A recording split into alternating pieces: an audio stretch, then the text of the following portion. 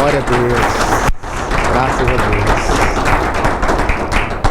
Queridos irmãos, que alegria estar aqui com vocês. A paz do Senhor para todos. Amém. Sejam todos bem-vindos a esse Web Fórum. Nós temos essa satisfação de aqui poder tratar hoje de um tema relevante para a teologia arminiana, um tema que certamente desperta muitas dúvidas em alguém, e querendo o Senhor e com a sua graça, hoje nós vamos dirimir um pouco dessas dúvidas. Falar sobre eleição e predestinação, que pode parecer a alguém que são conceitos exclusivos do calvinismo, já que eles realmente são bastante conhecidos exatamente por defenderem estas ideias. Mas, olhando bem, nós vemos que a Bíblia apresenta o conceito de eleição e de predestinação. São conceitos bíblicos, defendidos pelo apóstolo Paulo, defendidos por teólogos que se apegam à Bíblia e não apenas a uma tradição teológica. De forma que nós precisamos considerar bem esses conceitos, distingui-los e entender como a Bíblia apresenta essa questão tão importante. Por isso, hoje nós vamos ver como o arminianismo vê a eleição e a predestinação, conforme apresentada na Bíblia Sagrada, como interpreta esses conceitos dentro da nossa tradição teológica. Ok? Eleição e predestinação, às vezes, são confundidos, porque há teólogos que usam um como o outro, intercambiando os conceitos, usam eleição e o outro usa predestinação para falar da mesma coisa. Nós podemos fazer uma ligeira distinção entre esses dois conceitos, e muito importante que não fujamos daquilo que a Bíblia nos mostra acerca da eleição e da predestinação, que são atos divinos, que vão incluir, são muito caros para nós. Nós precisamos entender realmente o que a Bíblia fala sobre este assunto. Vamos começar entendendo o que é a eleição.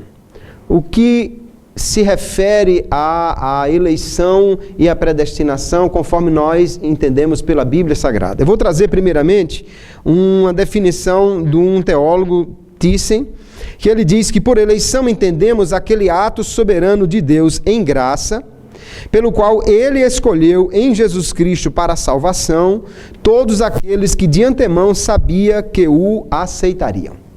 Thyssen resume bem aqui o que é o entendimento arminiano da eleição. É um ato de Deus. Foi Deus quem escolheu. Ele escolheu por sua graça, não pelo mérito humano.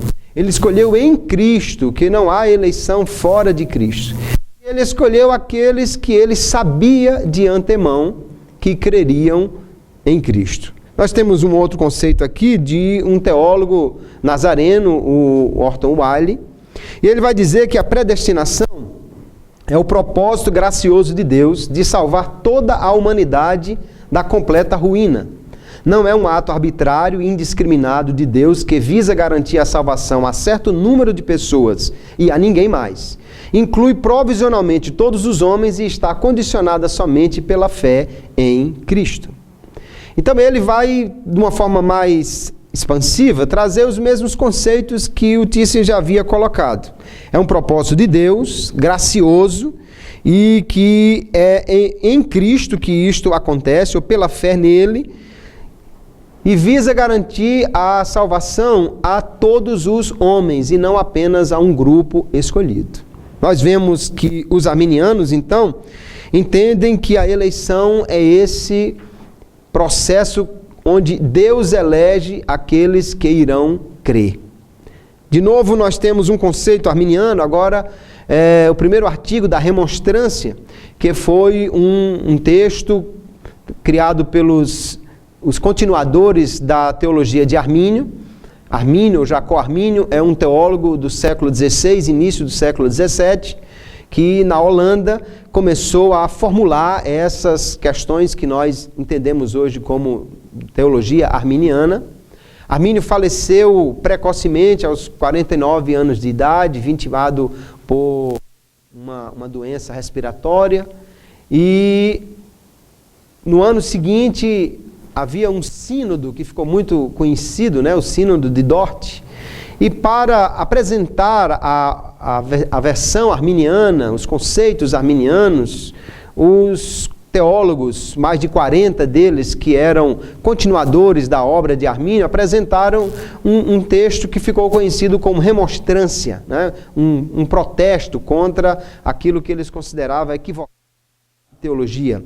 No seu artigo 1º, o texto da remonstrância diz que Deus, por um decreto eterno e imutável em Cristo, antes que o mundo existisse, determinou eleger dentre a raça caída e pecadora para a vida eterna aqueles que, através de sua graça, creem em Jesus Cristo e perseveram na fé e obediência, e que opostamente resolveu rejeitar os inconversos e os descrentes para a condenação eterna, segundo João capítulo 3, e o verso 36.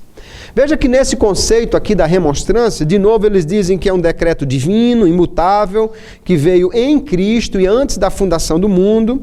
Só que eles deixam claro que o objeto desse decreto é o homem pecador, da raça pecadora, da raça caída que Deus resolve eleger. Não é o homem ainda não criado, ou o homem antes que ele fizesse qualquer ato, mas o homem pecador, o que Armínio realmente vai afirmar. E que ele elegeu para a vida eterna.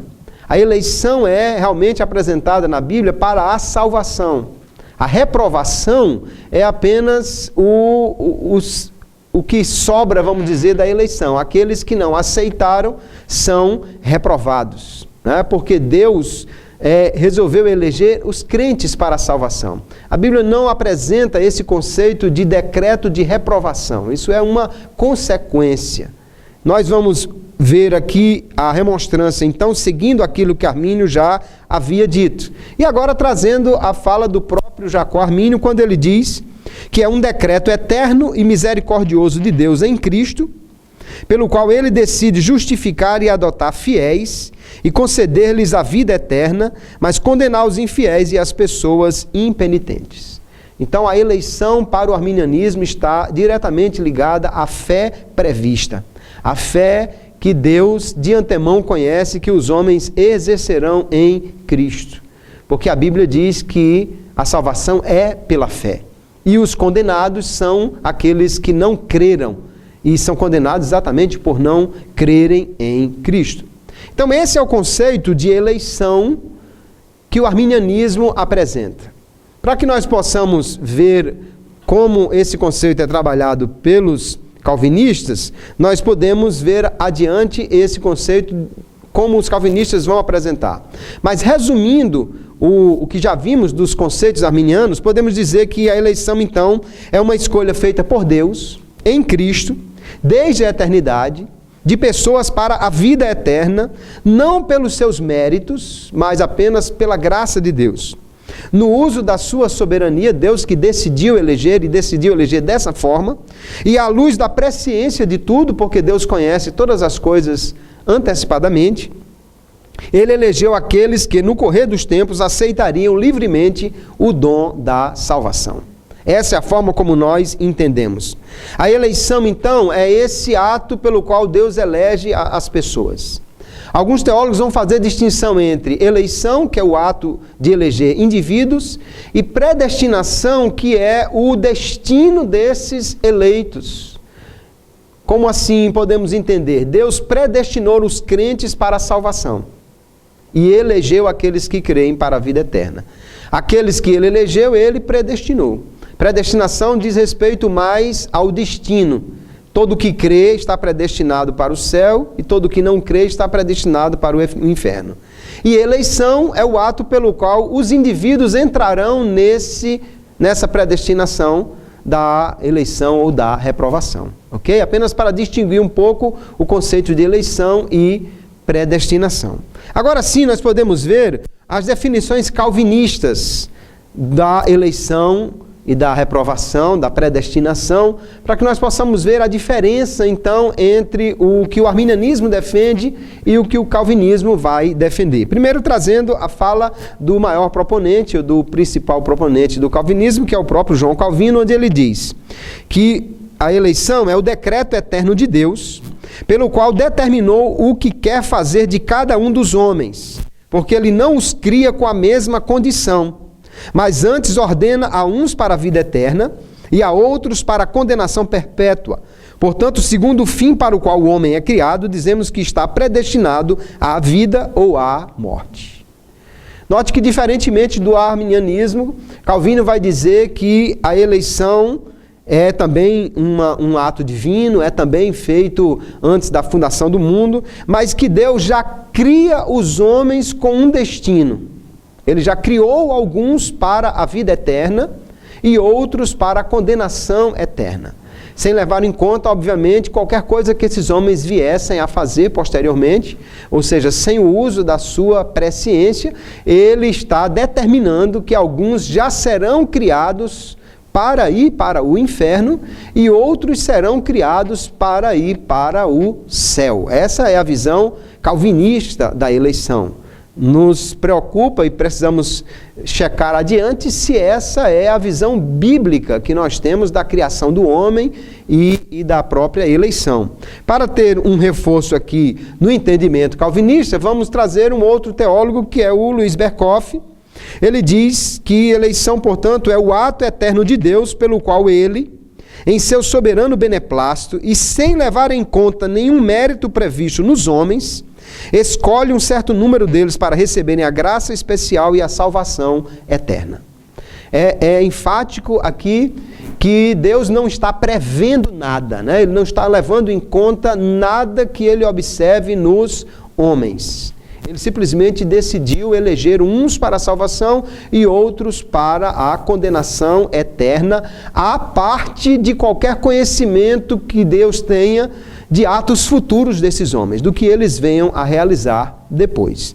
Assim, nós precisamos entender que a visão calvinista ela pode ser definida aqui em 3 palavras. O teólogo Timothy George, num livro que ele fala sobre a teologia dos reformadores, ele vai dizer que a predestinação calvinista pode ser definida em 3 palavras: absoluta, particular e dupla. Absoluta, em primeiro lugar, porque não está condicionada a nenhuma contingência finita.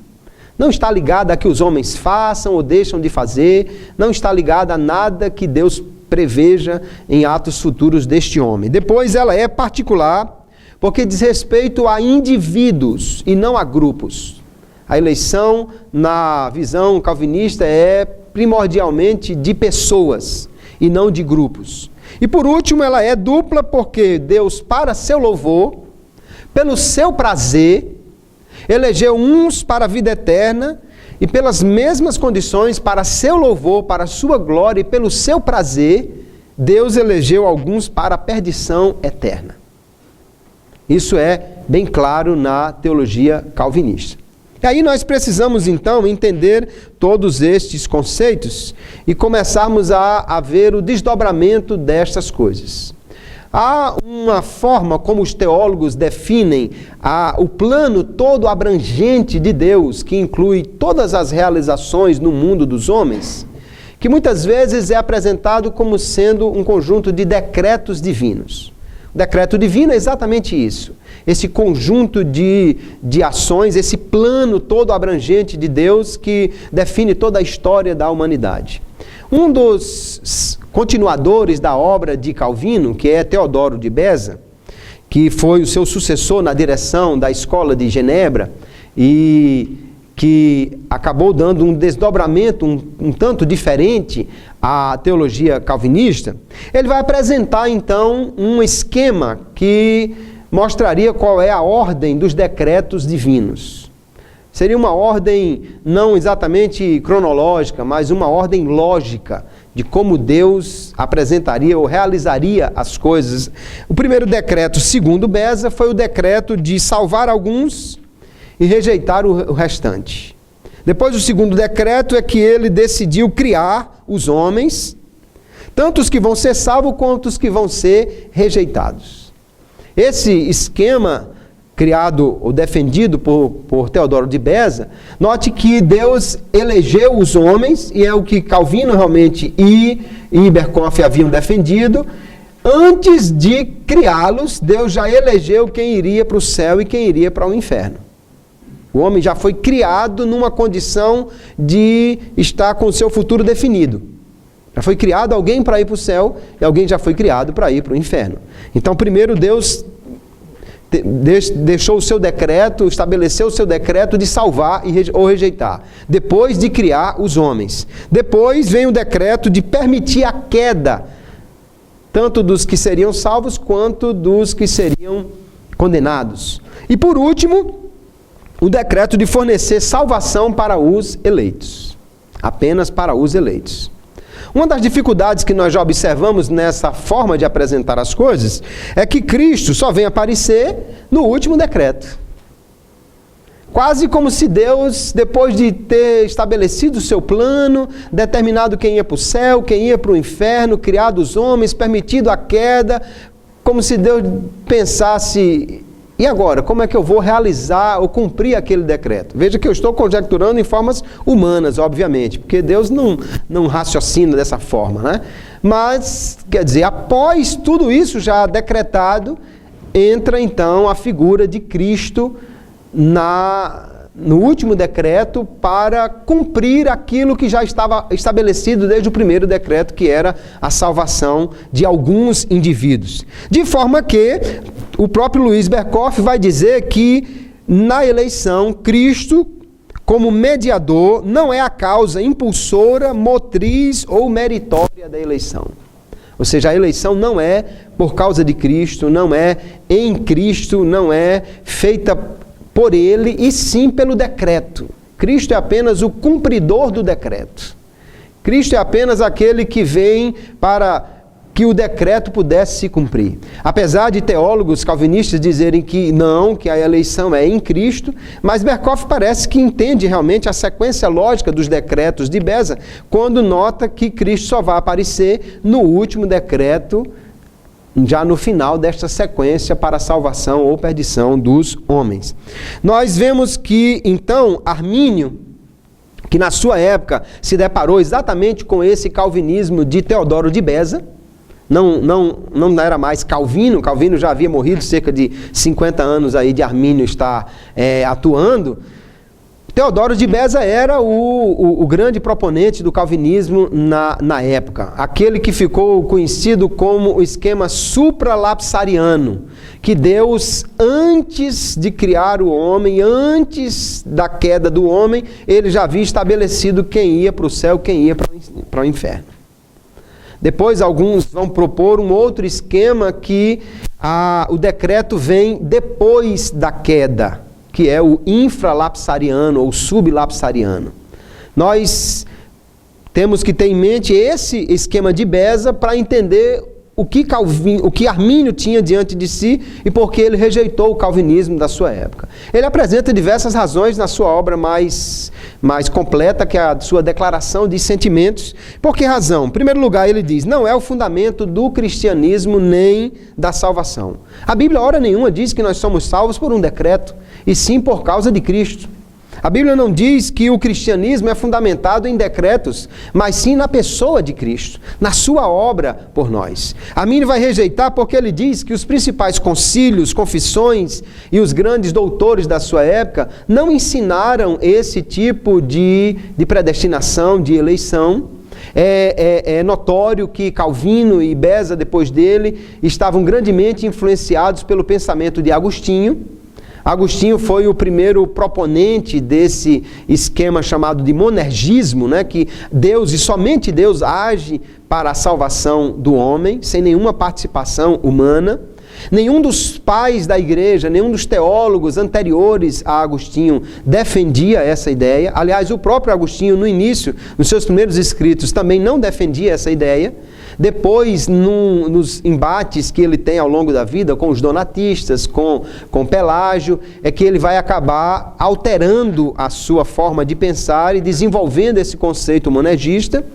Então, o que Armínio vai argumentar os grandes concílios da igreja nunca apresentaram a salvação dessa forma, nunca apresentaram a eleição dessa forma. Os grandes doutores, as confissões não apresentavam dessa forma. Depois ele vai dizer: isso fere a natureza de Deus, porque Deus é amor.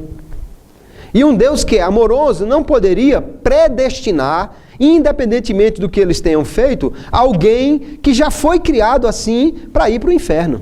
Que Deus amoroso é esse que, para seu prazer e sua glória, cria homens para enviá-los para o inferno?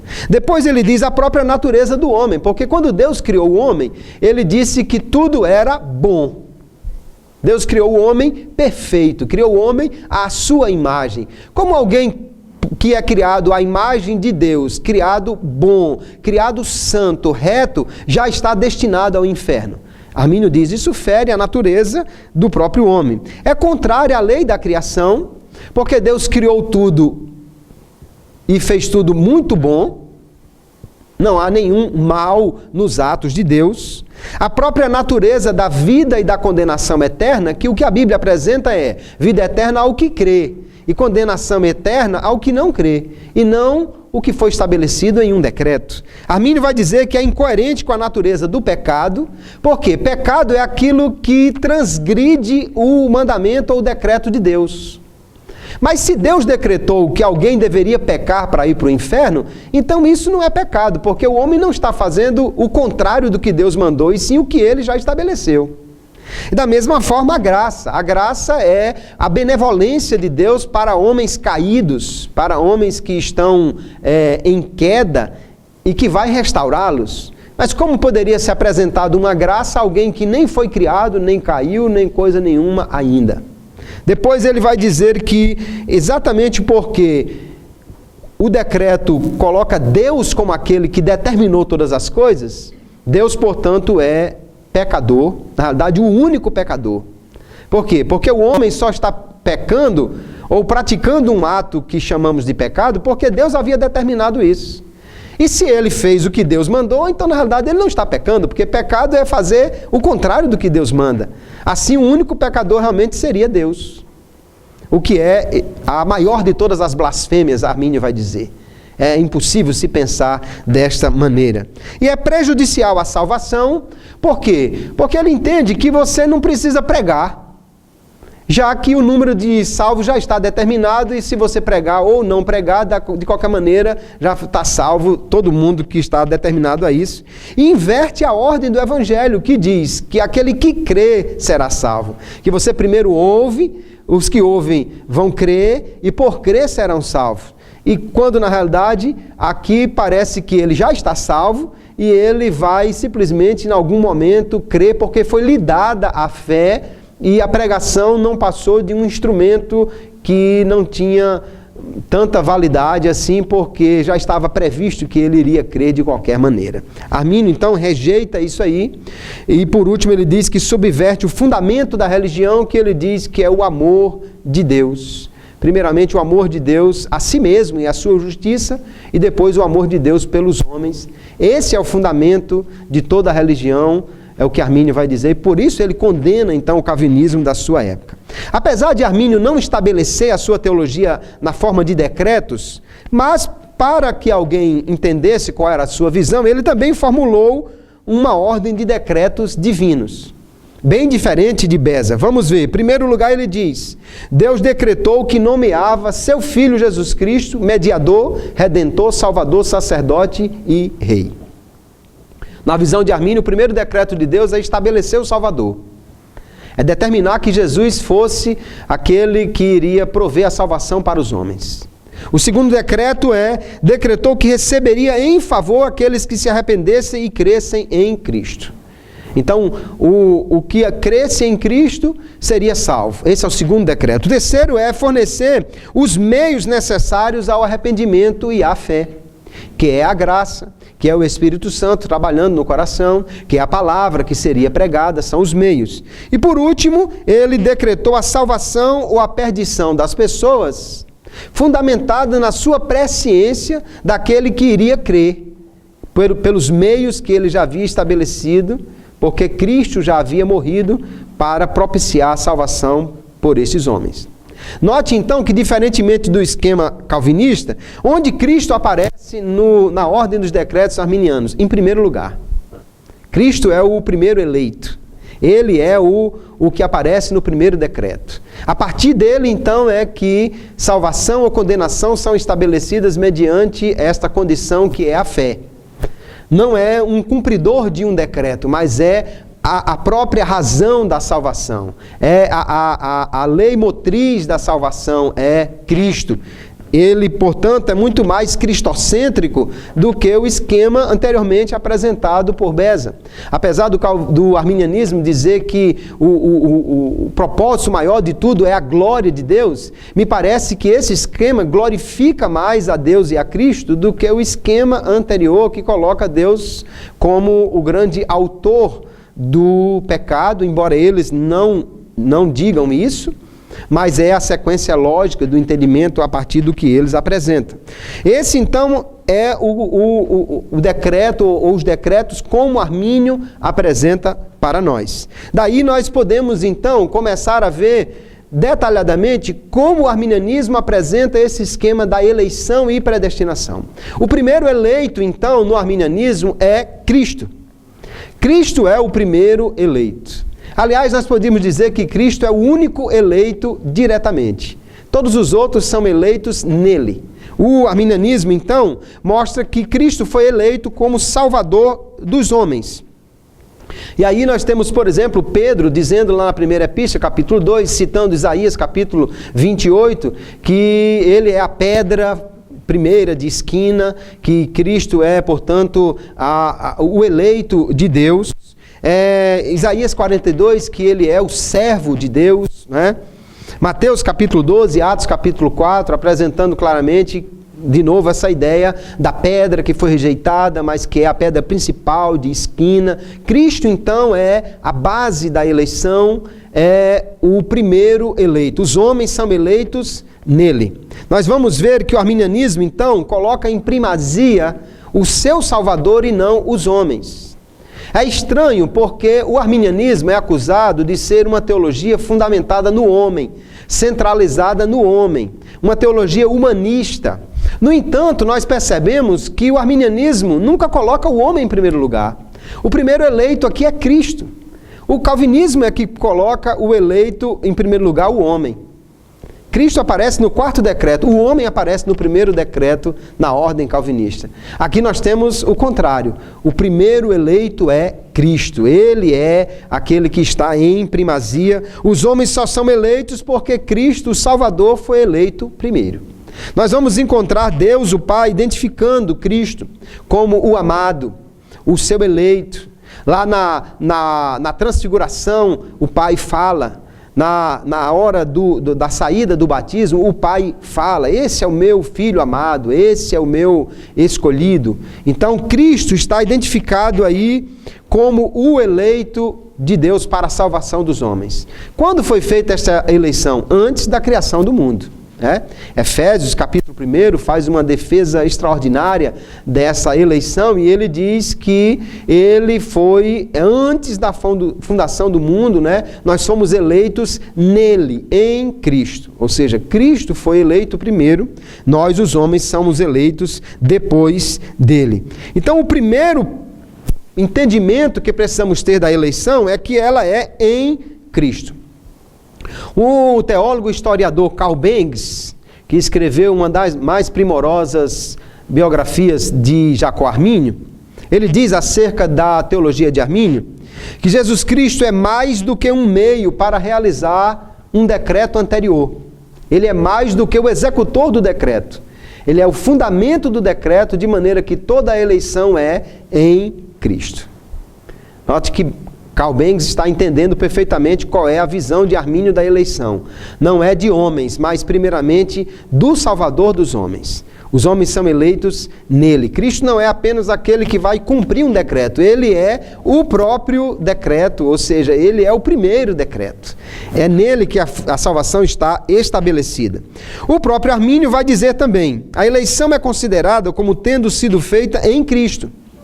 E ele foi chamado Jesus porque deveria salvar não certos indivíduos considerados meramente em sua natureza, mas sim salvar o seu povo dos seus pecados. Ele é considerado pré-ordenado e nós nele. E ele na ordem da natureza e das causas antes de nós. Ele foi ordenado Salvador e nós como aqueles a serem salvos. Não há eleição sem Cristo, irmãos. Cristo é o fundamento da salvação. Cristo, portanto, foi estabelecido por Deus como o Salvador. Se alguém será salvo em Cristo e por causa dele. E não como um desdobramento de um decreto feito aleatoriamente ou à parte de Cristo. Nós percebemos, então, que Cristo é estabelecido como o eleito e agora a igreja é estabelecida como o corpo eleito de Cristo. Deus primeiro estabelece o Salvador. Depois estabelece um conjunto, um grupo. A eleição, portanto, na visão arminiana, ela é primordialmente corporativa. A igreja, como um povo, ela é, então, o povo eleito de Deus. E ela vai abraçar indivíduos apenas aqueles que creem em Cristo, que é o eleito. E como membros desse corpo de Cristo é que alguém é eleito. De forma que nós percebemos que a eleição ela é apresentada na Bíblia geralmente em termos plurais, em termos de grupos, né? Nós vamos sempre ver os eleitos, os predestinados. Apenas numa citação lá em Romanos capítulo 16, que Paulo fala de Rufo eleito no Senhor. É a única vez que é citada uma eleição de um indivíduo. Nós temos sempre a eleição apresentada de forma de grupos, de forma corporativa.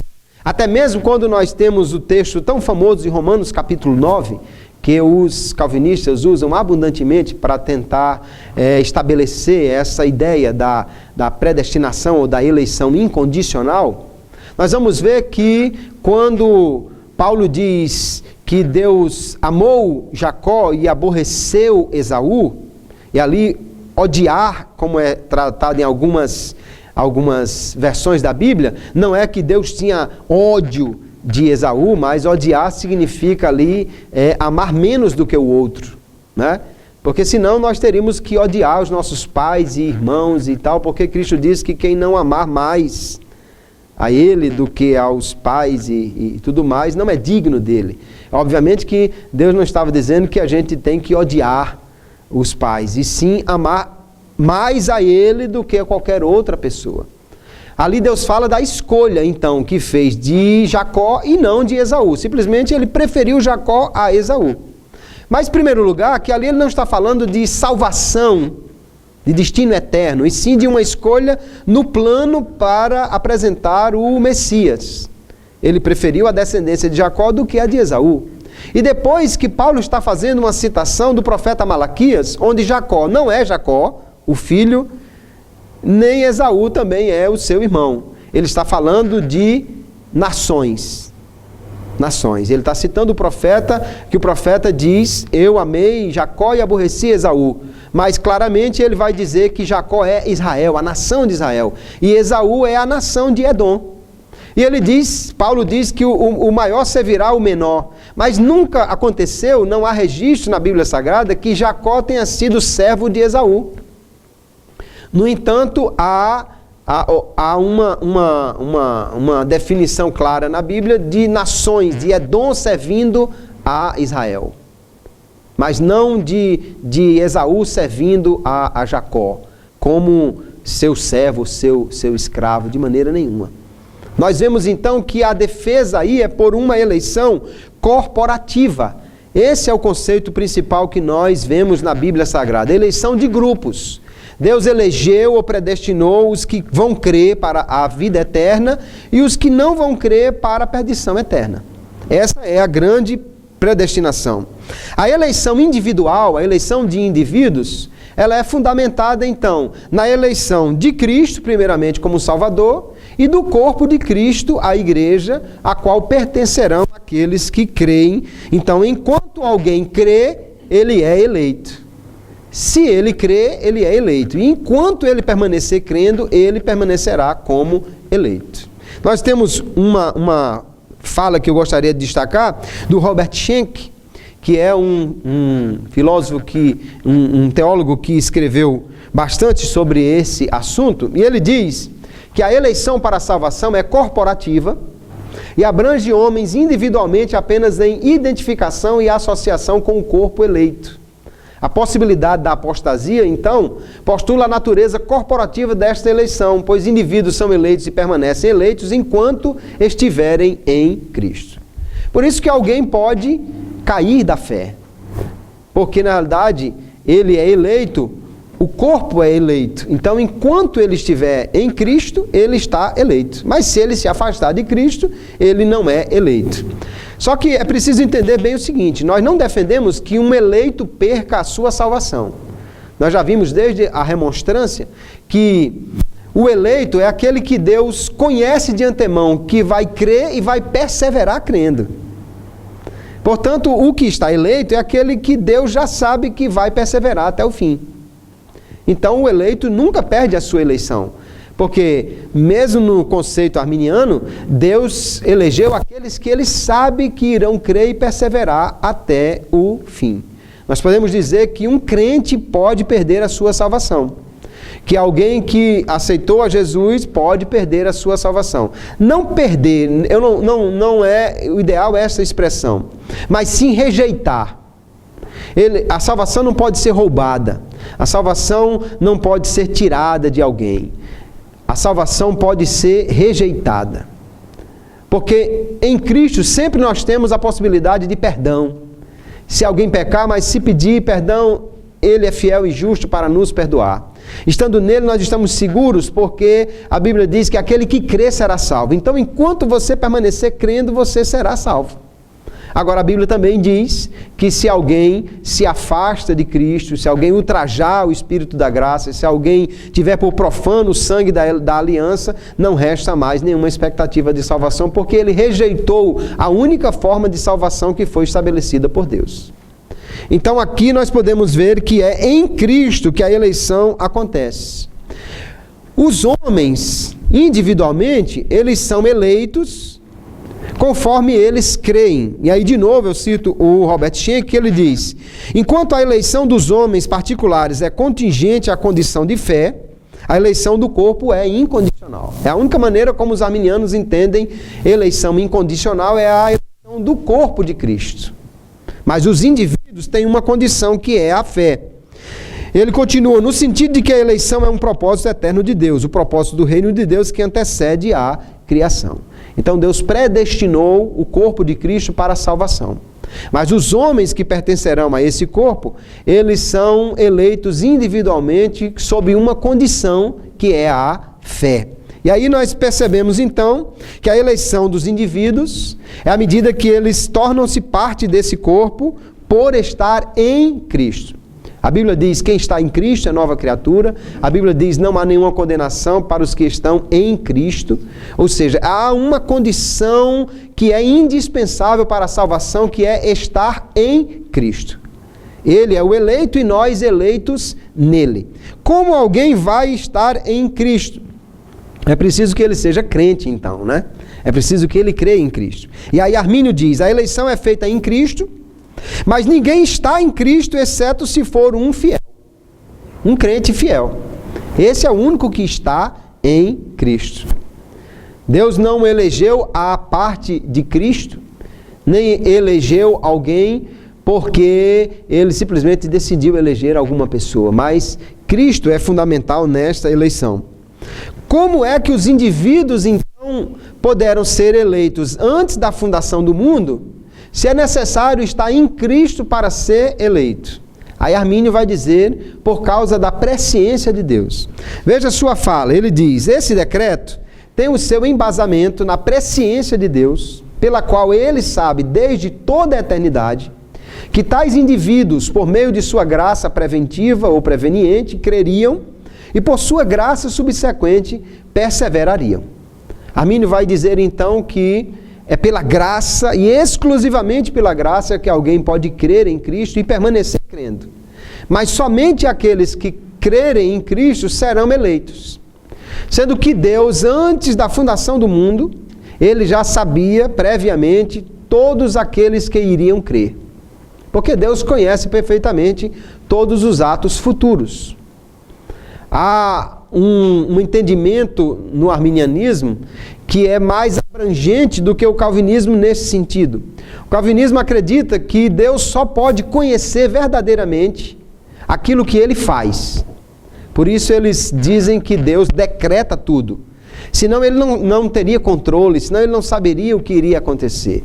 Ora, nós arminianos cremos que Deus é tão poderoso e Ele é onisciente, Ele conhece todas as coisas, que Ele conhece sem nenhum erro os atos livres futuros dos homens. Se eu pedisse a qualquer um dos irmãos para escolher um número de 1 a 10, por exemplo, o número que você fosse escolher, Deus já sabia antes da fundação do mundo que você iria escolher esse número. E se na hora H você trocou, Deus já sabia que você ia trocar. Então não há nada que pegue Deus de surpresa. Ele conhece previamente todas as coisas. Com base nesse seu conhecimento que Deus tem, que é completo, Ele sabe quem irá crer mediante a exposição do Evangelho, quem não irá resistir ao Espírito Santo que fala ao seu coração para que ele possa crer. Esse que creu ou que vai crer, ele está então eleito. Ele é o que foi escolhido por Deus. Deus então elege crentes, não apenas homens. Nós podemos então entender que a Bíblia ensina isso, partindo de textos como, por exemplo, Romanos capítulo 8, verso 29, que diz: aqueles que dantes conheceu, também os predestinou. Ou 1 de Pedro capítulo 1, verso 2, que diz: eleitos conforme a presciência de Deus. Deus conhece antecipadamente, e o conhecer aqui não é determinar, é saber realmente qual a escolha que alguém vai fazer. E esse que Deus sabe que vai crer está então eleito. Essa eleição, portanto, está condicionada à fé. Deus não salva incrédulos. Deus não salva incrédulos. Deus não pode simplesmente pegar um homem e justificá-lo sem que ele creia. Porque a Bíblia é muito enfática nisso. É impressionante pensar que alguém pode defender que Deus toma alguém da massa caída, embora que, no meu entendimento, o único esquema calvinista que realmente faz com que Deus não use nenhuma presciência ou nada da sua presciência é o chamado esquema supralapsariano, que Deus elege antes de criar. Porque se Deus elege antes da fundação do mundo alguém que ele criou e permitiu que ele caísse, então ele vai ter que usar a sua presciência. Porque aquilo está acontecendo num tempo posterior, já que a eleição foi feita antes da fundação do mundo. Mas aí, quando nós dizemos que Deus usa a sua presciência para a eleição, os calvinistas rejeitam. No entanto, eles próprios não têm como defender um esquema senão esse que Deus já condenou os homens antes de criá-los sem usar a presciência. O que é que Deus conhece de antemão? Deus conhece de antemão quem cumpre a condição que Ele próprio estabeleceu. Qual é? A fé. Porque Deus só salva aquele que crê. E não há nenhum mérito no homem em crer, porque essa fé só é possibilitada pela graça divina. Desde o primeiro momento, a fé é gerada pela graça de Deus. Só que isso, irmãos, favorece todos os homens. Todos os homens podem crer, porque a graça de Deus é manifesta a todos. Portanto, a eleição não é um ato arbitrário, que Deus escolheu salvar esse e aquele, independentemente de qualquer coisa. Não parte de um decreto que não leva em conta a participação humana, porque Deus é justo. E só há justiça quando alguém é condenado por ter feito alguma coisa errada, só há justiça quando alguém é salvo por ter cumprido uma condição divina, que é a fé. No final, o que a Bíblia mostra realmente é que alguém só é salvo porque creu e que alguém só é condenado porque não creu. O último pecado a condenar qualquer homem é a incredulidade. Porque qualquer outro pecado que ele tivesse cometido antes seria perdoado se ele cresce em Jesus. No final das contas, é exatamente o que a Bíblia diz: quem crê será salvo e quem não crê será condenado. Então a eleição é condicional. mas mostra que Deus é quem toma a iniciativa da eleição. Nós amamos a Ele porque Ele nos amou primeiro. Agora, aqueles que amam a Deus, que são chamados por seu decreto, Romanos 8:28, é que ele apresenta no verso 29, que ele conheceu aqueles que o amam e, portanto, a esses predestinou para a vida eterna. Os eleitos, então, eles não são constituídos por um decreto divino que não leva em conta nada do que eles façam, mas sim por aceitar as condições do chamado de Deus. Aquele que crê será salvo. A presciência divina não é o que causa essa escolha humana. O homem é livre para fazer a escolha, embora ele só é liberto realmente para escolher o bem pela graça de Deus. Mas ele é livre, tem a liberdade de escolher. Deus conhece apenas a escolha que o homem fará. Assim, o que escolheu a Cristo não pode se gloriar de nada, porque ele é levado a isso desde o primeiro impulso pelo Espírito Santo de Deus. Não pode se gloriar que creu, porque ele não foi levado a isso por sua iniciativa, por sua natureza, mas o Espírito de Deus trabalhou no seu coração para que ele cresce. Qual é a condição, então, para a eleição e para a salvação? A fé. Só que não é uma condição para que Deus dê a salvação. Deus não vai ofertar a salvação porque o homem é bonzinho. Não há uma condição para a salvação ser oferecida, há uma condição para ela ser recebida. Porque Deus não, vamos dizer assim, enfia goela abaixo a salvação a ninguém. Ele oferece, mas exige que o homem creia. A fé, então, é a condição da salvação, mas não é a base meritória dela. A base da salvação é a obra de Cristo. Só somos salvos porque Cristo morreu por nós. Armínio vai dizer, mas damos o nome de fiéis ou crentes, não aqueles que o seriam pelos seus próprios méritos e força, mas para aqueles que, pela bondade gratuita, ou seja, pela graça gratuita e peculiar de Deus, creriam em Cristo. A fé só é possibilitada pela graça. E vou citar aqui Agostinho, num escrito dos seus primeiros, antes que ele virasse esse monergista. Veja o que Agostinho diz, pode ser surpreendente para alguém que acha que realmente Agostinho só defendia a eleição incondicional. Ele diz, e não predestinou alguém, a não ser aquele que de antemão conheceu que acreditaria em seu chamado e o seguiria, o qual ele denomina eleito. De fato, muitos não vêm ao ter sido chamados, mas ninguém vem se não tiver sido chamado. Então, é exatamente nisso que nós cremos. O homem só pode crer porque o Espírito Santo falou ao seu coração. E é exatamente pela ação do Espírito Santo que a fé é gerada no coração ao ser administrada a palavra de Deus. Aquele que crê, então, é eleito em Cristo. Deus só salva aquele que crê. A fé é condição para a salvação. E isso não é nenhuma obra humana. Uma coisa que os calvinistas acusam é porque nós dizemos que é necessário fé, então ele diz, então o homem é que faz alguma coisa para ser salvo. Mas na teologia paulina é muito clara que fé e obras não são a mesma coisa, são o oposto.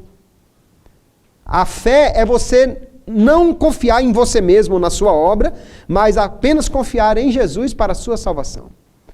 Então, fé é quando você não faz nada, mas crê que Jesus fez por você. Fé não é obra.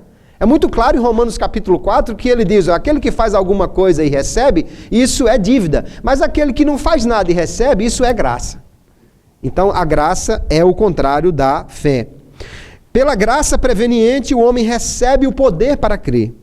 A capacidade provém de Deus, porém o ato de crer deve ser a ação própria do homem. Deus capacita o homem para crer, mas Deus não crê por ninguém. Deus capacita o homem a se arrepender, mas Deus não se arrepende por ninguém. Ele manda que o homem creia, manda que ele se arrependa, e aquele que cumpre isso, então, não pode fazer e dizer que foi mérito seu, porque isso só foi possibilitado pela graça de Deus, mas ele precisa fazer porque ele só desta maneira será salvo. No entendimento arminiano, fé antecede a regeneração, porque o calvinista diz, Deus então regenera o homem e aí agora ele pode crer. Mas não é assim que a Bíblia diz. A Bíblia diz que se tornam filhos de Deus, como lá em João capítulo 1, aqueles que creem, e não o contrário. Não é a fé que é dada aos regenerados, é os regenerados, os que creem é que são regenerados. Nós entendemos desta maneira. Poderíamos citar aqui muitos dos primeiros pais, para mostrar que esse entendimento já era um entendimento anterior a Agostinho, defendido por eles. Como aqui em Justino Mártir diz que Deus prediz que alguns homens e pessoas serão castigadas ou salvas. De novo, temos Irineu de Leão, que diz que Deus conhece antecipadamente o número dos que creriam. Há muitos para citar, mas nós não podemos aqui, não temos tempo suficiente para isso. Alguém diz, eu quero concluir com isso, que se o homem precisa crer, então a soberania divina está ferida. Não foi Deus que estabeleceu, foi o homem quem decidiu. Em primeiro lugar, a eleição condicional não agride a soberania divina, porque quem determinou que fosse assim foi Deus. E ele não foi pressionado pelo homem para fazer isso, porque ele decidiu isso antes da fundação do mundo. Deus, portanto, foi quem estabeleceu as regras para a eleição e decidiu que elegeria em Cristo, antes de criar o homem. Depois nós vamos ver que a eleição, ela não é uma reação de Deus à ação humana, mas é um decreto, um plano que leva em conta a ação humana. Deus não planejou salvar todo mundo à parte do que ele possa fazer. Deus decidiu salvar somente aquele que cresce. Agora, esse crer não é mérito, porque vem pela graça, mas é uma participação do homem. Que participação? É o mendigo que está morto de fome, lá largado numa calçada, alguém vê, sai da sua casa com um belo prato de comida, atravessa a rua, vai até o mendigo, oferece ao mendigo a comida. Aquele mendigo, ao receber aquele prato, pode se vangloriar de que, fui eu que agi para a minha salvação, ou para que eu pudesse me alimentar. Ele não tem nada de que se gloriar. Mas se ele não estende a mão para receber, a pessoa não vai enfiar goela abaixo a comida para ele, porque isso não seria de nada proveitoso nem cavalheiro para ele. Deus não age assim, ele não força a vontade dos homens. Armínio então vai concluir aqui dizendo: não nego que a eleição e a reprovação foram feitas desde a eternidade, e não digo que o pecado foi a causa do decreto, e sim uma condição necessária em seu objeto. Deus elegeu pela fé, porque o homem pecador é que é objeto do decreto. Só pode ser condenado aquele que está em pecado e só pode ser salvo aquele que, estando em pecado, crê em Jesus para a sua salvação. É impossível pensar nesse decreto sem que o homem seja um pecador ainda. Determinar um homem que não é pecador para ir para o inferno não é nada justo. E salvar alguém que não é um pecador também não faz sentido, porque ele não precisa de salvação. Assim então que nós cremos. O cristão, ele está seguro, porque ele está eleito em Cristo. Aquele que creu em Cristo, ele está seguro, porque pertence ao corpo eleito de Cristo. Se nós perseveramos nele, ele nunca vai nos rejeitar, nem nós iremos ter roubada ou perdida a nossa salvação. O arminianismo preserva o conceito cristocêntrico, Cristo é o primeiro eleito, e preserva também a presciência de Deus para que haja justiça. Deus só pode realmente ser justo se ele agir punindo os que erraram e salvando os que creram. Do contrário, não há justiça. Todas as pessoas compartilham dessa graça que liberta o homem e o capacita a crer. Por isso, Deus pode justamente conceder vida ou morte eterna, dependendo de como as pessoas irão usar essa liberdade que é capacitada pela graça. O que crê será salvo, o que não crê será condenado. O homem, então, não pode jamais acusar Deus de injustiça. Os calvinistas dizem, não, mas Deus poderia condenar todos os homens, porque todos são perdidos. Sim, isso poderia ser verdade se não tivesse Adão nesse meio. Porque Adão não foi criado em pecado. Se Adão não foi criado em pecado e Deus o predestinou para cair, onde há justiça nisso? E Deus o pune por ele ter feito o que o próprio Deus já havia decretado que ele fizesse? É como se eu tivesse um filho, de fato eu tenho um, e eu dissesse a ele, filho, se você sair de casa, eu vou lhe bater. E eu saísse de casa, mas sem que ele percebesse, amarrasse uma corda presa lá no cós da sua calça e lá de fora eu arrastasse ele para fora de casa, e porque ele saiu de casa, eu lhe batesse. Que justiça haveria nisso? Não haveria nenhuma justiça.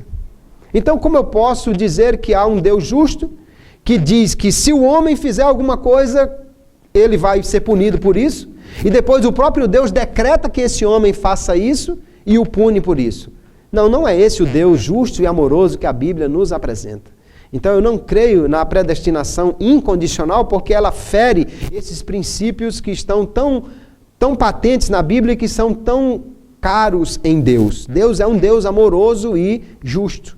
Nós, portanto, só podemos crer que estão predestinados e são eleitos aqueles que irão crer, embora só podem crer pela graça. Os condenados não são aqueles que Deus não foi com a cara deles e resolveu mandá-los para o inferno antes mesmo de criá-los, mas sim aqueles que receberam a oferta livre da graça de Deus, no entanto rejeitaram a salvação e por isso, e só por isso, estão agora condenados ao inferno, que não foi preparado para o homem, mas sim para o diabo e seus anjos. Agora, quem se junta a ele compartilha do seu destino. Quem se junta ao diabo compartilha do destino dele, que é a condenação, e quem se junta a Cristo compartilha do destino dele, que é a vida eterna e a glória, onde nós, os eleitos, que pela fé entramos neste processo, iremos participar para a glória do nome do Senhor nosso Deus. Amém, queridos? É assim que nós cremos, e eu louvo a Deus por sua maravilhosa graça que nos elegeu em Cristo. Agora nós teremos um período para perguntas. Se tiver alguma pergunta fácil, os irmãos podem fazer e nós iremos tentar responder. Segundo, já foi estabelecido, quem tiver uma pergunta, faz um sinal, recebe o microfone, fica de pé, diz seu nome e o local de onde está, e aí pode fazer uma pergunta bem fácil. Ó, já temos aqui a primeira pergunta. Meu nome é Alex, eu moro lá na cidade de Cabo Frio. Eu sou monitor do curso ali. E a minha pergunta é o seguinte, pastor Kleber Maia, é isso? Eu não sei se a minha pergunta é dos demais irmãos que aqui estão. Mas o senhor falou sobre a questão do homem que crê e a questão do homem que não crê. Sim. E o senhor aplicou que o homem que crê será salvo e o que não crê será condenado. Okay. A minha pergunta é o seguinte: existe alguma outra influência sobrenatural na vida desse ser humano que crê e na vida desse ser humano que não crê? Sendo que o que crê é para salvação e o que não crê seria para condenação? Essa é a minha pergunta. Olha, é lógico que a salvação é algo que é sobrenatural, no sentido de que não é da alçada do homem ser salvo, né? Ele só é salvo porque é alcançado pela graça divina. É óbvio que só será salvo aquele que é alcançado pelo Espírito Santo. Sem o Espírito Santo ninguém jamais poderá crer, ninguém jamais poderá desejar a Deus. O Espírito Santo agindo no coração do homem, que é aquilo que no arminianismo é chamado de graça preveniente de Deus, ele pode então crer, ele é habilitado a crer. Mas ele pode aceitar ou rejeitar essa oferta de salvação e essa ação do Espírito Santo na sua vida. É lógico que nós temos um inimigo de nossas almas, que também vai tentar atrapalhar a história.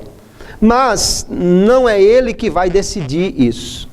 O inimigo é um tentador externo. O homem, ele é livre para fazer as suas escolhas à medida que ele é liberto pela graça de Deus. Ele, obviamente, vai ter a tentação contra ele, mas o Espírito de Deus lhe garante a capacidade de aceitar a salvação. Então, se ele rejeita, não pode colocar a culpa no diabo. O culpado é ele mesmo que não aceitou. Porque aquele que aceita, por menor que seja o que pareça a sua fé, é suficiente para ele ser salvo e receber mais graça ainda para poder resistir ao diabo, ao mundo e à carne e ser salvo finalmente na pessoa bendita de Jesus e com a graça de Deus. 3 perguntas na sequência, vamos daqui para lá. Meu nome é Sheila, falo de Curitiba. Eu gostaria de saber então com respeito a Israel, se Deus escolheu Israel e Israel não crê na salvação dada por Jesus Cristo, e a vontade do Senhor, ele escolheu deliberadamente Israel. Como é que fica então essa situação? Nós podemos entender que realmente a nação de Israel é uma nação que foi eleita. Mas, de novo, vamos compreender o que é o conceito de eleição corporativa. Deus elegeu a nação de Israel. Mas dentro dessa nação de Israel, existem indivíduos que vão crer e os que não vão crer. Paulo fala muito bem isso na Epístola aos Romanos. E nós vamos perceber, na história de Israel, 12 espias foram enviados, 2 voltaram com relatório positivo, crendo que Deus daria vitória. 10 voltaram com relatório negativo. Os 10 e todos os demais que foram influenciados por eles e não creram, foram condenados à morte no deserto, no caso. Mas Josué e Caleb, que creram, foram eleitos para a terra prometida. Então, há um conceito de eleição, embora que nós precisamos distinguir aquilo que é eleição para o serviço, que é o caso de Israel, e aquilo que é eleição para a salvação, que é da igreja. Agora, qualquer que foi eleito para o serviço pode também ser eleito para a salvação se crer em Jesus, mas essa eleição é dessa forma, corporativa. Cada indivíduo ele tem a opção de crer ou não.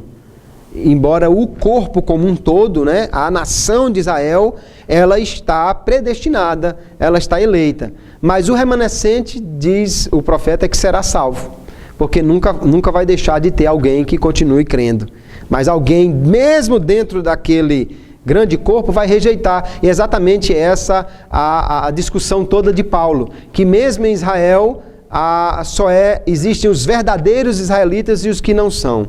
E a distinção entre um e outro é exatamente a fé.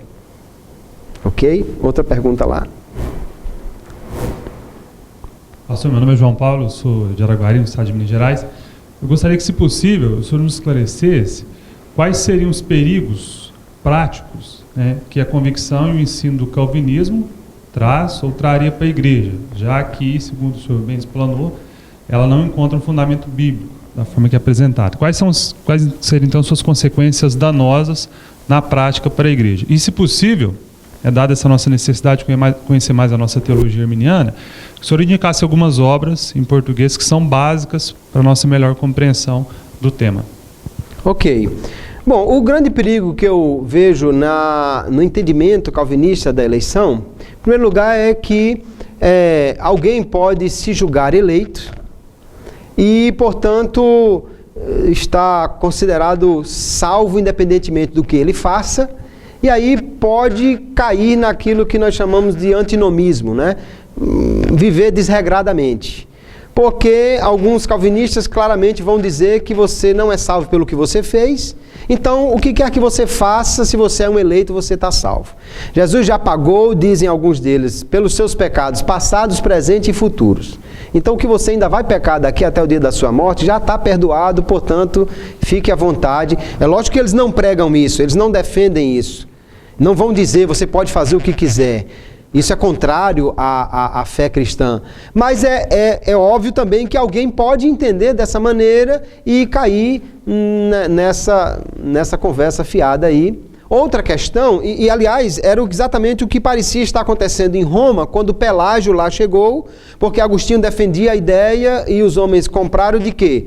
Se eu não sou santo, é porque Deus não me deu santidade. No dia que Deus quiser que eu seja santo, Ele vai me dar santidade. Até lá eu vou fazer o que eu posso fazer, ou seja, seguir a vida de promiscuidade que a carne me impulsiona a fazer, porque eu não tenho condição de ser santo por minha própria natureza. Aí Pelágio erra porque vai dizer, nada disso, você nem precisa da graça de Deus para viver em santidade. Armínio, portanto, é um equilíbrio de dizer, não, você precisa de viver em santidade e é a graça de Deus que lhe dá a condição para isso. Outro problema é quanto à questão da evangelização. Se eu entender que o número de salvos já está determinado e o número de condenados também, pregar para quê? Para que eu vou pregar se Deus já decidiu quem vai ser salvo? Independentemente de qualquer ação finita, humana, já está determinado o número dos salvos. Talvez seja por isso que há uma ação evangelística menor, geralmente, que nós observamos nas igrejas que defendem esse ponto de vista. Pelo menos esses são dois dos grandes perigos. Quanto às obras, realmente fica difícil de citar aqui um conjunto grande de obras, né? A editora Reflexão tem lançado muitos livros sobre a teologia arminiana, inclusive o mais recente meu, que fala sobre a depravação total, dentro da coleção Arminianismo, onde cada autor vai esclarecer um dos pontos do arminianismo. Acho que começando por aí, e as próprias obras de Armínio, né, que foi lançado pelo CPAD, são excelentes para se conhecer realmente o ponto de vista arminiano. Outra pergunta lá. Pastor, meu nome é Édico, sou de Caxias do Sul, e a minha pergunta a respeito à eleição e à predestinação é: se você é um eleito por Deus, você é um escolhido por Deus, aí você, na sua caminhada, você para, e você, de repente, depois você se arrepende e volta para a igreja. Muitos eu já ouvi falar que somente vai entrar a misericórdia de Deus na sua vida. Se você foi um eleito por Deus nessa sua jornada, na vida inteira, você automaticamente, por mais que você para na fé, você é salvo por Deus. O que o irmão pode nos dizer sobre isso? Tá. Veja só, a eleição, conforme nós entendemos na Bíblia, ela é condicionada à fé. Só que não é condicionada, vamos dizer assim, à fé inicial. E sim, Deus está olhando o final da história. Se o sujeito aceitou a Jesus e se afastou, e de novo voltou, e se afastou, e de novo voltou e se afastou, e na 59ª vez é que ele se firmou, Deus não está olhando a primeira vez, e sim a última. Na sua presciência, Deus já conhece o final da história. E aí, se ele creu lá no final, ou perseverou em crer, e isso não é por sua própria força, né? É óbvio que é a graça de Deus quem lhe dá a capacidade de crer e de perseverar crendo, então ele é eleito. Agora, como eu posso saber se eu sou um eleito? O problema do calvinismo é que ele tem certeza que não perde a salvação, mas não sabe se já ganhou. Porque ele não tem como saber se é eleito. A minha pergunta era bem esse, irmão. Não aparece um sinalzinho na testa do que é eleito. Alguém vai dizer, não, mas o eleito ele vai estar na igreja, ele vai perseverar. Sim, então ele é eleito porque está na igreja e persevera?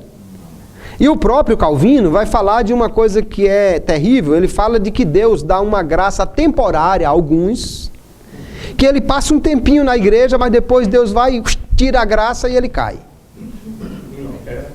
Então isso é muito complicado, ou seja, o que parece ser uma segurança, não, eu sou eleito, então eu estou seguro, na realidade não traz segurança nenhuma, porque você não sabe se você é eleito. E se não for?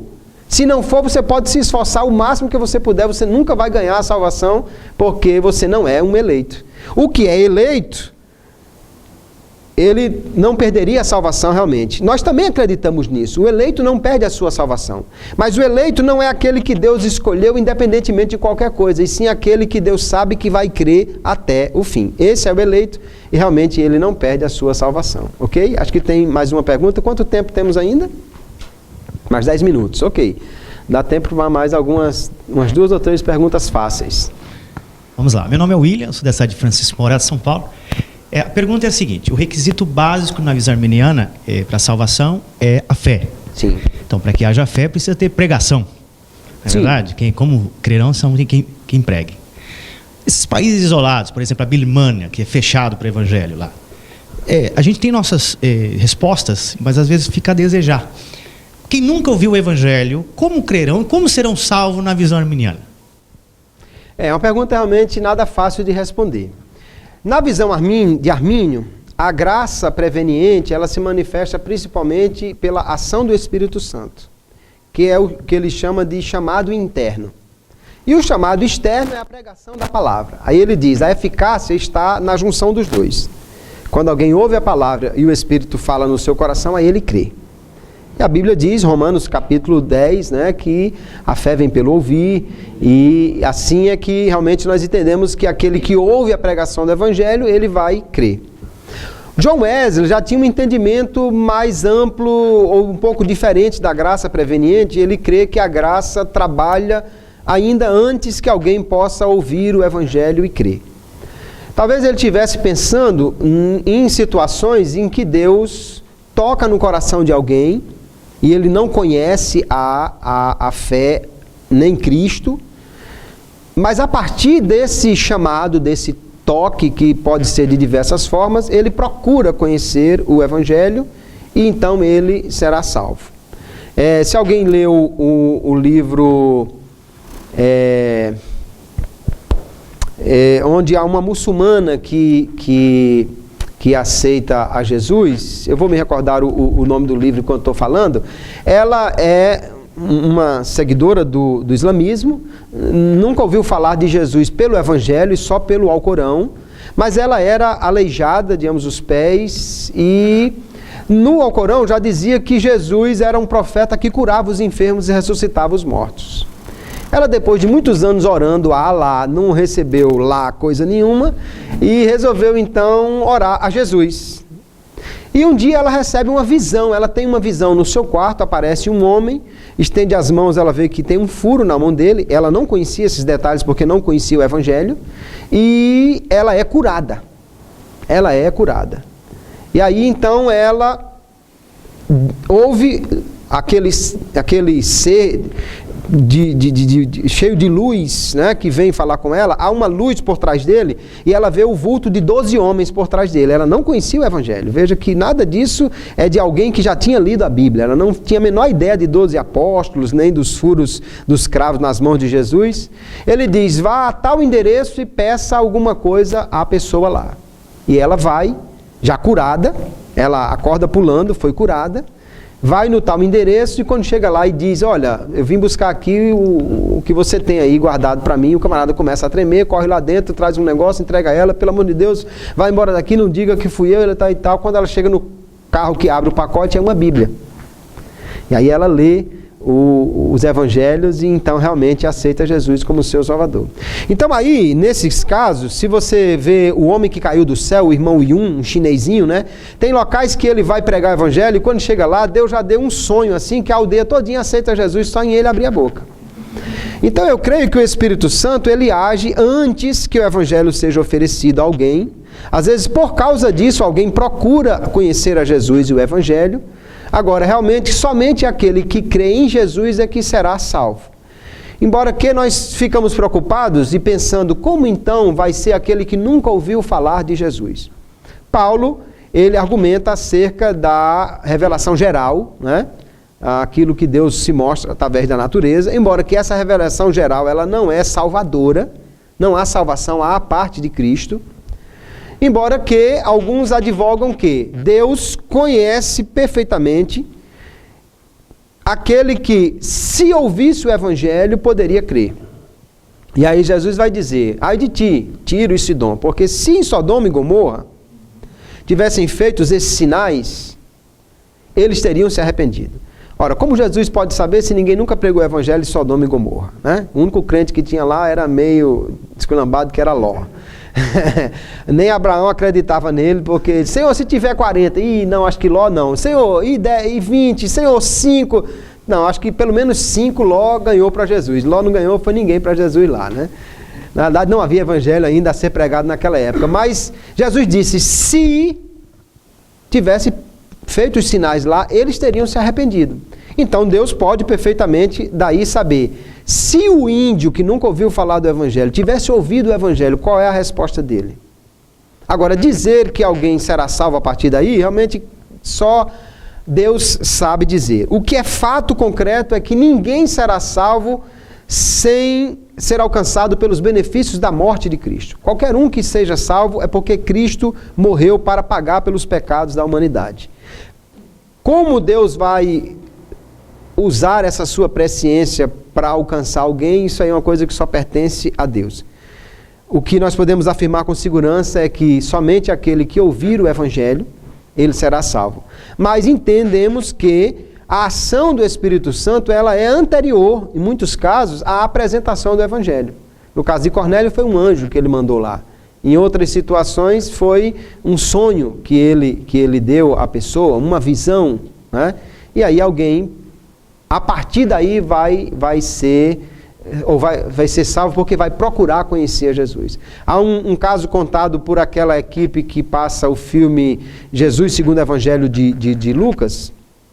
No filme, há um ator britânico que é quem faz o papel de Jesus.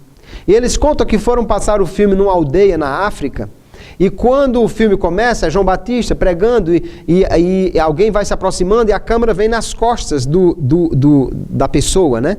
Vem acompanhando pelas costas. Quando ele chega lá e João aponta para ele, esse é o Cordeiro de Deus que tira o pecado do mundo, a câmera vira e mostra pela primeira vez o rosto do ator inglês que fez o papel.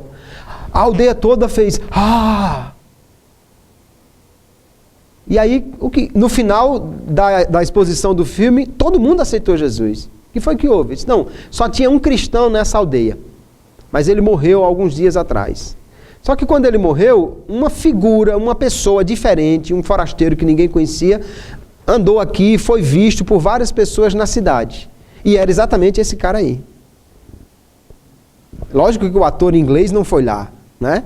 Mas aparentemente Deus usou aquilo para preparar o coração deles. E quando eles viram no filme, não, foi esse camarada que teve aqui, todo mundo aceitou Jesus. O livro O Fator Melquisedeque, né, fala de como Deus inseriu em várias culturas elementos que facilitam a entrada do Evangelho. Isso já é uma ação do Espírito Santo de Deus muito antes do Evangelho ser apresentado. Agora, a partir daí para a salvação definitiva é um passo que só Deus pode dizer quanto a esses que não foram efetivamente alcançados pelo Evangelho. Ok? Última pergunta? Sou Almir, de São Paulo, capital. Ok. Minha pergunta é uma dúvida, porque a igreja sobressaiu ali no Império Romano, com os militarismo, os imperadores, passou pelos pais da igreja e chegou ali em Calvino e Armínio, que eles são quase muito próximos, são quase contemporâneos. Uns 100 anos de diferença. E a minha pergunta é, ali trouxe a divisão para a igreja? Porque dali saiu várias ramificações, tradicional e a igreja pentecostal? Essa é a minha pergunta. Não podemos colocar dessa forma por duas razões. Em primeiro lugar, porque essa não é a única razão que divide os teólogos, tá? Aliás, os reformadores nunca foram unânimes em diversas coisas. Por exemplo, na Santa Ceia. Cada um pensava de uma coisa e quase que dava briga por conta desse negócio. Calvino tem uma ideia, Lutero tem outra ideia, Zwinglio tem outra ideia que é basicamente que nós seguimos. Então eles não concordavam acerca disso. Ou seja, não foi só a soteriologia que gerou essa divisão. O movimento donatista, por exemplo, é um movimento de separação da igreja, onde os crentes que resistiram à perseguição do Império Romano não aceitaram que os párocos, os bispos que tinham negado a fé por conta da perseguição voltassem para a igreja. Agostinho tenta convencê-los e por fim não consegue, e aí Agostinho advoga que o Estado interfira e force a fé dos donatistas, aí que há uma ruptura no pensamento de Agostinho, mas ele raciocina aparentemente da seguinte forma: é para o bem deles, é para o bem da igreja. Então o Estado força os donatistas a aceitarem de volta para haver união entre os que tinham cedido à perseguição e os que não cederam. Aí o pensamento de Agostinho que vai ser desenvolvido a partir daí ora, se o Estado pode forçar a fé de alguém para o bem deles, por que Deus não pode forçar alguém a crer, ou seja, fazê-lo crer irresistivelmente? Daí surge mais ou menos a ideia de monotelismo na salvação, né? Uma única, ou monergismo, como queira dizer, na salvação. Então, na história da igreja, sempre houveram esses pensamentos diferentes. Puritanos, donatistas, arminianos, calvinistas. Entre os batistas, por exemplo, tem os batistas gerais, que creem que Cristo morreu por todos, e os batistas particulares, que creem que ele morreu apenas por alguns, que seguem, portanto, a visão calvinista. Não é por isso, não podemos dizer que a igreja vive dividida por causa de Armínio e Calvino. Ela encontra as suas divisões porque há diferentes interpretações de algumas partes das Escrituras. E nós precisamos cada vez mais nos apegar às Escrituras e não à tradição humana, para não nos afastarmos daquilo que realmente é fundamental, e também não deixar que as questões mais secundárias, vamos dizer assim, nos separem, e sim nos unirmos o corpo de Cristo por aquilo que é realmente o mais básico. Arminianos e calvinistas creem que a salvação é só pela fé em Cristo. creem que aquele que crê em Cristo está salvo. Creem que alguém só pode crer porque a graça de Deus lhe alcança. Se essa graça é resistível ou irresistível, se Jesus morreu por todos ou só por alguns, são detalhes que nós realmente discordamos. Mas, no geral, todos creem que os que creem em Cristo estão salvos e os que perseveram na fé estão eleitos e uns vão dizer, nós dizemos, são eleitos porque perseveram. Eles vão dizer, perseveram porque são eleitos. Mas no final concordamos que os eleitos perseveram e todos vão para o céu. Quando a gente chega lá, a gente chama Paulo e Jesus e todo mundo e faz um grande congresso para discutir quem estava certo ou errado nessa história. Se é que haverá qualquer espaço para discussão no céu, porque quando a gente chega lá, haverá tanto mais para nós desfrutarmos em Deus que essas questões secundárias não parecerão mais em nada atraentes para nós. Importante é nós lutarmos realmente para chegar lá. Quem acha que já está eleito, continue lutando a si mesmo, e quem acha que não foi eleito incondicionalmente, precisa perseverar na fé, persevere nela que você chegará no céu e será salvo para a glória de Deus. Tá bom, queridos? Deus abençoe a todos. Muito obrigado pela atenção.